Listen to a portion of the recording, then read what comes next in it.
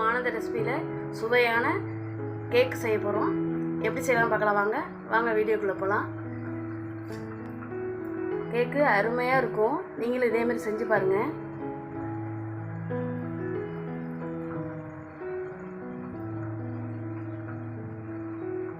Jar எடுத்துக்கலாம்.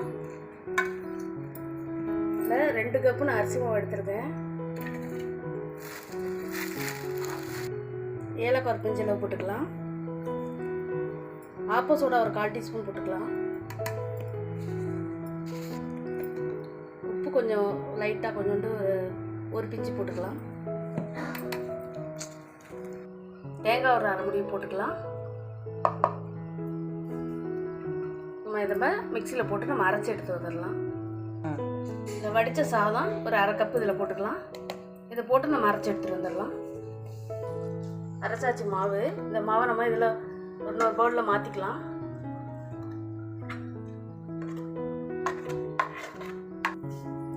ஒரு cup வெல்லம் எடுத்துக்கலாம்.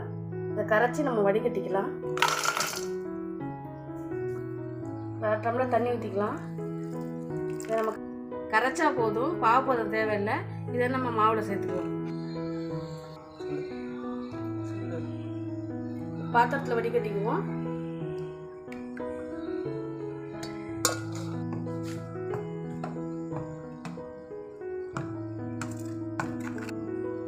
ஊற்றி கிண்டிக்கலாம்.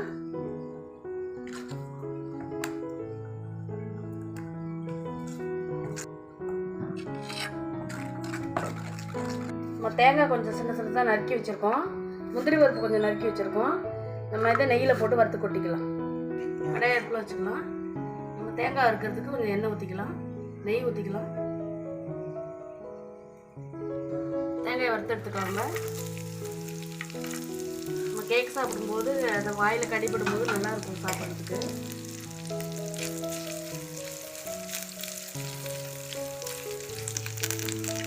நம்ம வறுத்து அதை கொட்டிக்கலாம். வறுந்துருச்சு. மாவில் கொட்டிக்கலாம்.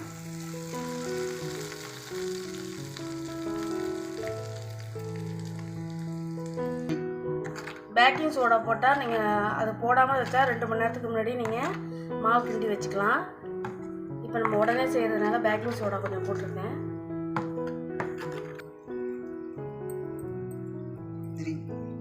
நம்ம எல்லாத்தையும் கொஞ்சம் நெய் தடவி வச்சுக்கலாம். டம்ளர் இருந்தாலும் டம்ளரில் ஊற்றிக்கலாம், இல்லை சின்ன கப்பு இந்த மாதிரி ஊற்றிக்கலாம். அந்த டவர் அடுப்பு பற்ற வச்சுக்கலாம்.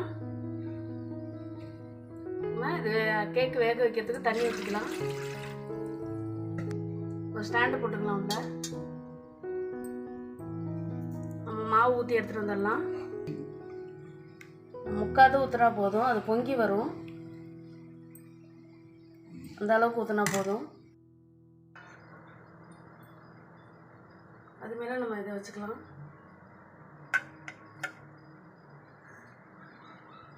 ஒரு மூடி போட்டு மூடி 10 நிமிஷம் வேகட்டும். நம்ம வெந்தோன்னு எடுத்து பார்க்கலாம். கேக்கு வந்துருச்சான்னு பார்க்கலாம்.